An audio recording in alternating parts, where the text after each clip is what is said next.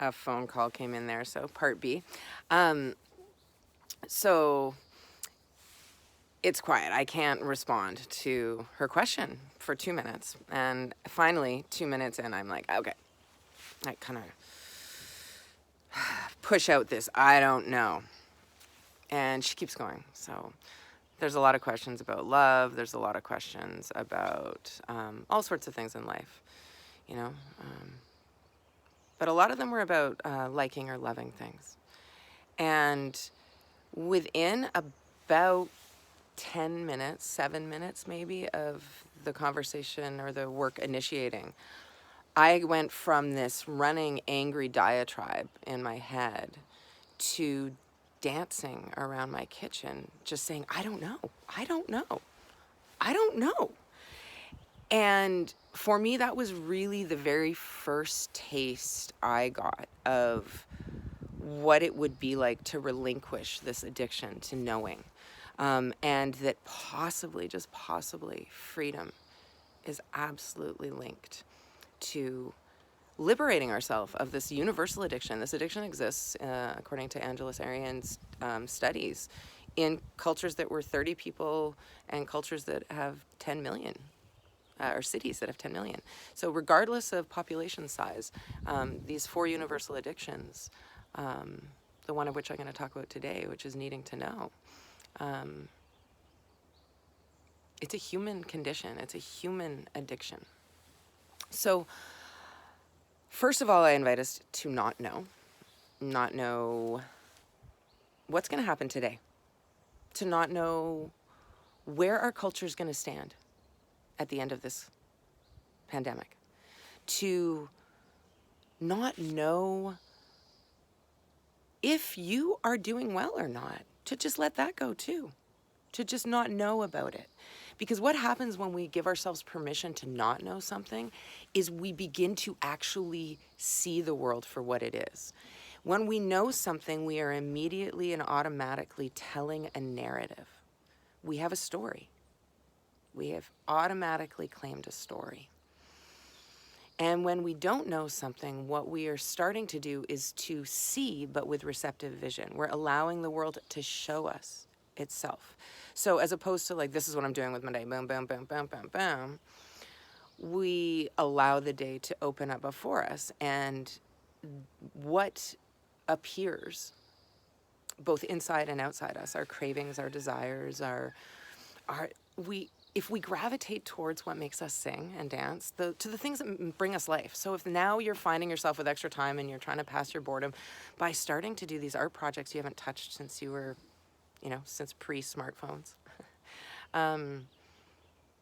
If you're picking up instruments, these are the places and the ways that we will find life within ourselves. Our life is not what we do. When our work that pays us money stops, our work that is being human does not. And that work of being human, as we can see in terms of how we are as humans, have treated each other over these last decades, centuries, we need to do work as humans. So that doesn't stop. And that work is absolutely acknowledging, like, okay, this isn't effective. What can we do that is?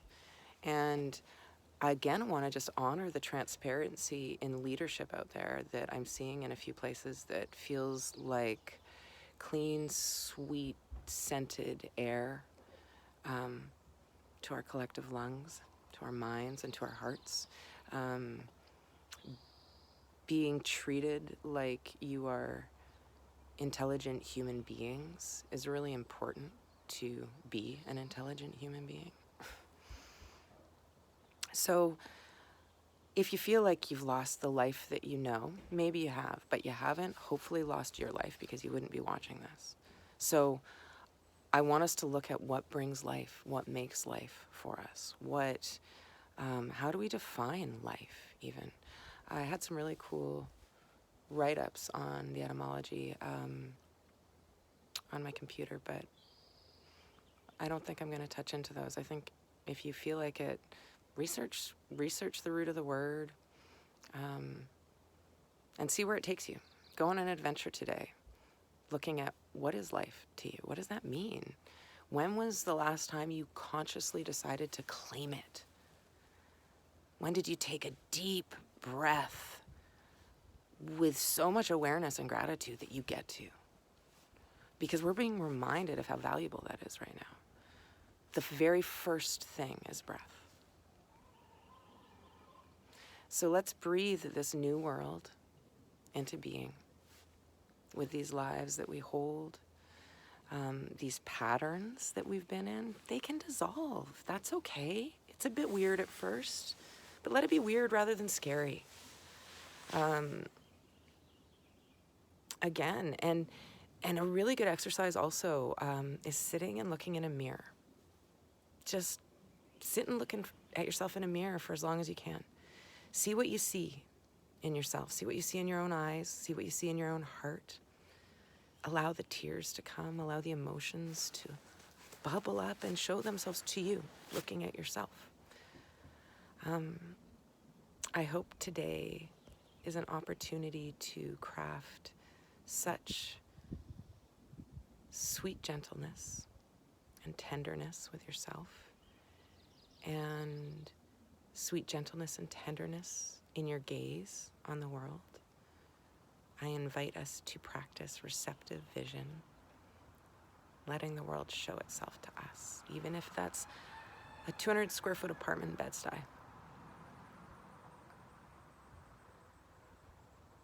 We are the universe. We write the story. So may today your story be filled with a little more beauty. So much love in these crazy COVID times. All my relations.